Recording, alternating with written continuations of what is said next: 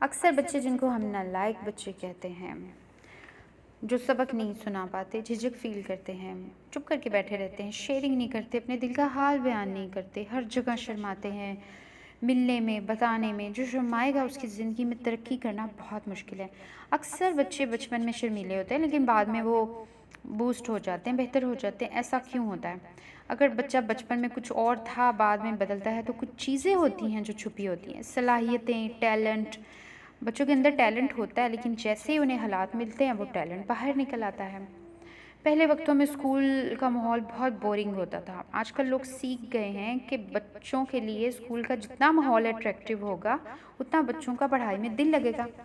अगर बच्चे का स्कूल जाने को दिल नहीं करता तो ऐसा बच्चा सही ग्रो भी नहीं करता, और अगर बच्चे का स्कूल जाने को दिल करे तो ऐसा बच्चा ग्रो करता है, अच्छी परफॉर्मेंस देता है। सबसे पहला लेसन है कि बच्चे के रोल मॉडल बनाए जाएं, उन्हें कहानियाँ सुनाई जाएं, पढ़ने के लिए दी जाएं। जो बच्चा बड़ा होकर बनता है, क्या उसके अपने बचपन में वो चीज़ नज़र आती है? बच्चों ने जो सुना होता है और जितने मज़े से सुना होता है, यानी जितना इंटरेस्टिंग करके उन्हें सुनाया जाता है, उनकी पर्सनैलिटी में वो चीज़ एक्टिव हो जाती है। जिन लोगों को आप बचपन में अच्छा खेल के मौके दे दें वो बड़े होकर खेलों में आते हैं। जिनको आप कहानियाँ पढ़ने पे लगाते हैं वो बड़े होकर राइटर भी बन सकते हैं। बस ये तो मेरे अपने साथ हुआ है। छोटे होते मैं बहनें बड़ी थी, शादियाँ जल्दी हो गई, भाइयों के साथ मैं ज़्यादा रही, कहानियाँ पढ़ते थे, जासूसी कहानियाँ, तो मैंने जासूसी कहानियाँ मेरे लिए वही रोल मॉडल बन गए। मैं चोरी चोरी चुपके चुपके पढ़ती थी। बड़ी हो के फिर मेरा दिल किया वैसे ही लिखूं और मेरी जासूसी में लिखना शुरू हो गई। यानी आप घर का जो माहौल देते हैं बच्चे को, बच्चे पे अफेक्ट कर रहा होता है। अगर किसी के घर में एथलीट बहन भाई हैं या खेलने का माहौल अच्छा है तो बच्चा खेलों में बहुत ज़्यादा अच्छा हो जाता है। किसी की फैमिली में डॉक्टर ज़्यादा हैं तो बच्चे मेडिसिन की तरफ ज़्यादा आते हैं। चुनाचे ये मानना पड़ेगा, आप जिससे मुतासर होते हैं और सही टाइम पे मुतासर होते हैं वो आपकी ज़िंदगी में चीज़ अफेक्ट करती है। अपने बच्चों को दूसरों से मुतासर करें, अच्छी पर्सनैलिटीज़ से मुतासर करें। 10 साल से पहले पहले ये काम करें। अपने बच्चे का कोई रोल मॉडल बनाएं, कोई क्रिकेटर जो जो बच्चे को, आपको पता होता है आपके बच्चे का क्या शौक़ है, उससे रिलेटेड पर्सनैलिटीज़ से मिलवाएं। बच्चा बड़े होकर वैसे ही बनने की कोशिश करता है। माँ बाप को चाहिए कि वो बच्चों से दोस्ती करें। बच्चों के साथ दोस्ती बड़ा बन के कभी नहीं होती। जो माँ बाप बच्चों के साथ दोस्ती नहीं कर सकते वो पता है अनापरस्त होते हैं वालिदैन। बच्चों के साथ दोस्ती उनके लेवल पर आकर होती है। आवाज़, लहजा, एक्सप्रेशन बदल कर, जैसे ओ मेरा मुन्ना, चूचू, काका, मेरा बाला बच्चा, क्या बात है। हमें इसका बेहतरीन नमूना हमारे नबी सल्लल्लाहु अलैहि वसल्लम की ज़ात में मिलता है। आप सल्लल्लाहु अलैहि वसल्लम की नमाज की हालत में आपकी कमर और कंधों पर सवार हो जाते थे, लेकिन आपने फ़र्ज़ नमाज के दौरान भी उन्हें कभी मना नहीं किया। आप सजदा लंबा कर देते थे। इसी तरह देखिए, दोस्ती निभाने के लिए माँ बाप, बेटे बेटी की हयादारी कायम रहनी चाहिए। बच्चों को समझें और उन्हें अपने साथ मिलाएं, उनके साथ टाइम गुजारें। बच्चों के ऊट पटांग सवालों के जवाब दें। अक्सर बच्चे हमसे सवाल करते हैं, हम कहते हैं क्या है हर वक्त सवाल लेके खड़े होते हो, चलो पीछे हटो, काम करने दो, बहुत काम है वैसे ही, तुम्हारे तो सवाल ही नहीं ख़त्म होते। प्लीज़ बच्चों के ऊट पटांग सवालों के जवाब दें, उसके साथ इन्वॉल्व रहें, कभी उसको शट अप ना कहें। कभी बच्चों को ही ना करो बकवास बंद करो।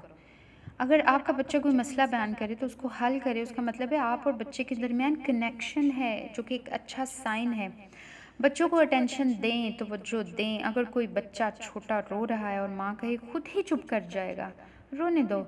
ऐसे बच्चे बड़े होकर शफ़ाक़ और लापरवाह बन जाते हैं, क्योंकि बचपन में वो तवज्जो से महरूम रहे हुए हैं, इसलिए वो केयर फ्री हो जाते हैं। बच्चों को डांटने और मारने का भयानक अंजाम क्या है? यहाँ पे मैं एक वाक़या शेयर करती हूँ। एक बुज़ुर्ग ने बताया अपने बचपन का एक वाक़या कि वो बचपन में बहुत अच्छे थे ड्राइंग में, स्टडीज़ में बहुत अच्छे थे। तो उनकी जो टीचर था उसने एक दिन वो अपनी बुक लाना बंद कर गए, भूल गए।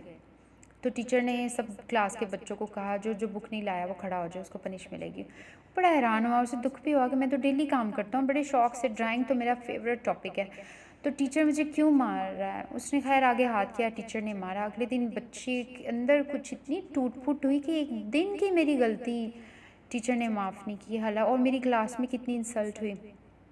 वो बुज़ुर्ग कहते हैं कि अगले दिन मैं फिर नहीं लेके गया, फिर टीचर ने खड़ा किया, फिर मारा, और फिर मैंने उनको कहा टीचर मैं रोज़ लाता हूँ, एक दिन नहीं लाया तो आपने मुझे इतना ज़्यादा मारा। वो कहते हैं इसी तरह मार पड़ेगी अगर आप काम नहीं लाएंगे। अब देखें, टीचर्स को भी फ्रेंडशिप करनी चाहिए, अंडरस्टैंडिंग होनी चाहिए। हुआ ये, बुज़ुर्ग ने बताया, फिर मैंने एक दिन अपनी कॉपी फाड़ ही दी, मैंने ड्राइंग करना छोड़ दी, मेरा उससे दिल उचाट हो गया। कई दफ़ा हम यही कहते हैं। वो कहते हैं कि हमने कभी, फिर उसके बाद मैंने कभी ड्राइंग ही नहीं की। हमें एहसास नहीं होता हमारी ज़रा सी डांट, ज़रा सा थप्पड़ किसी शख्स के साथ कितना बुरा सलूक कर रहा है। हमें अंदाज़ा नहीं होता हम अपने रवैयों से किसी को कितना बड़ा नुकसान पहुंचाते हैं। जब हम किसी बच्चे को थप्पड़ मारते हो तो उसके चेहरे पर नहीं, दिमाग पर पड़ रहा होता है। आप उसके दिमाग को दबा देते हैं, कुचल देते हैं। कुछ लोग इस वजह से सारी ज़िंदगी बड़े नाकाम होकर और महरूम होकर ज़िंदगी गुजारते हैं। खुद ज़रा सोचिए, बचपन में किसी ने आपके सामने आपको बुरी तरह डांटा था, वो डांट आपको आज भी याद होगी। हो सकता है वो गुस्सा अभी भी आपके दिल में हो सकता है किसी ने आपकी हौसला अफजाई की और वो आपको आज भी याद हो। हमारी हौसला अफजाई किसी की सलाहियतों को और भी बढ़ाती है। हमारी कोशिश होनी चाहिए कि मोहब्बत के साथ, नरमी के साथ, खूबसूरती से चीज़ों को बेहतर बनाने की कोशिश करें। मगरिब ने 100 साल पहले बच्चों को मारने पे पाबंदी लगाई। उसका नतीजा ये हुआ कि कई ममालिक में पुलिस का महकमा नज़र ही नहीं आता। जब हम किसी बच्चे को घूर रहे होते हैं, मार रहे होते हैं, तब हम उसे ये सिखा रहे होते हैं कि काम करवाने का ये तरीका भी है, बल्कि यही तरीका है काम करवाने का।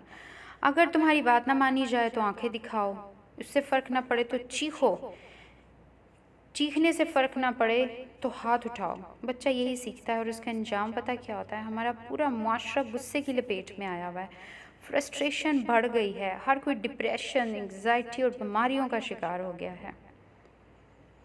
चीज़ों को मोहब्बत से समेटना शुरू कीजिए, यकीन कीजिए चीज़ें बेहतर होना शुरू हो जाएंगी। हम बाहर के लोगों से तो बड़े प्यार मोहब्बत से पेश आते हैं, दूसरों के बच्चों से भी बड़ा प्यार मोहब्बत करते हैं, लेकिन अपने ही घर में हमारा, अपने ही लोगों और अपने फैमिली मेंबर्स से हमारा रवैया बहुत गलत होता है। आपसे गलतियां हो रही हैं, अल्लाह से माफ़ी मांगिए और उस पर यकीन करिए। फिर इस यकीन से माफ़ी मांगिए कि मैं दोबारा ये गलत काम नहीं करूँगा। जब आप खुद को और दूसरों को माफ़ करना सीखेंगे तो ज़िंदगी खूबसूरत होगी। अपने और दूसरों के साथ नरमी का रवैया रखें। अक्सर हम बच्चों को डांटते हैं, जब बच्चा कोई गलत काम करता है हम गुस्से से चीख के बताते हैं, बदतमीज़, तुम्हें पता नहीं था, तुमने ये नहीं करना था, स्टूपिड, गलत काम कर दिया। गुस्से से हम अक्सर बच्चों को, जब कोई गलत काम कर रहा है उसको समझाने की कोशिश करते हैं, उसको उस काम से रोकने की कोशिश करते हैं, लेकिन नतीजा कुछ नहीं निकलता। कुछ अरसे बाद बच्चा फिर वही काम कर रहा होता है। आप क्लास में देखें, टीचर शाउट कर करके कह रही होती है बदतमीज़ी ना करें, तो सारे जो बच्चे बदतमीज़ी कर रहे होते, क्या वो बदतमीज़ी छोड़ देते हैं? बिल्कुल भी नहीं। होता क्या है, इसकी वजह क्या है?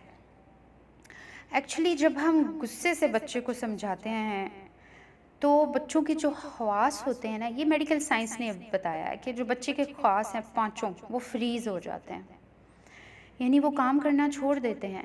अब आपकी बात उस तक नहीं पहुंच रही, बच्चा दोबारा वो हरकत करता है।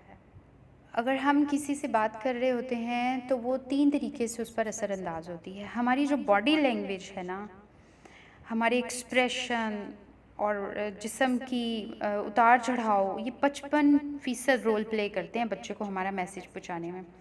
7% हमारे अल्फाज रोल प्ले करते हैं और 38% हमारा लहजा और आवाज़ असर रखती है। जब आवाज़ ऊंची होगी, जैसे मैं नॉर्मल आवाज़ में कहूँ कि आप ये काम करेंगे, थोड़ा ऊंची करेंगे, आपने ये काम करना है, तो हम दूसरे बंदे को चॉइस दे रहे हैं कि आप इस काम को करो या ना करो। लेकिन जब हम ये कहेंगे कि ये आपने काम करना ही है, तो हम कमांड दे रहे हैं। वालिदैन जो गलती करते वो ये करते हैं कि हम सोचते हैं कि ऊंची पिच रखेंगे आवाज़ की, यानी गुस्से से बोलेंगे, ऊंची आवाज़ में शाउट करके बोलेंगे, बच्चे को ज़्यादा दबा के बोलेंगे तो वो डर जाएगा और कहना मानेगा और बुरा काम छोड़ देगा। जबकि उस वक्त वो आपको सुन ही नहीं रहा होता, उसके हवास काम ही नहीं कर रहे होते। वो आपने नोट करिए, अक्सर वो आपको फटी हुई आंखों से और सहमी हुई नज़रों से देख रहा होता है। साइंस बताती है कि पैगाम को नॉर्मल आवाज़ में हम अगर बयान करते हैं, कोई भी बात बच्चों से नॉर्मल आवाज़ में करते हैं, आराम से धीमे लहजे में और मोहब्बत से पेश करते हैं तो दिमाग ज़्यादा सुनता है, दिमाग ज़्यादा अच्छा रिस्पॉन्स देता है। तो आज से अपने बच्चों के साथ गुस्से से बोलना बंद करें। गुस्से से जब हम बोलते हैं तो वो तो सुन ही नहीं रहे होते। प्यार और मोहब्बत का रवैया अपनाना चाहिए।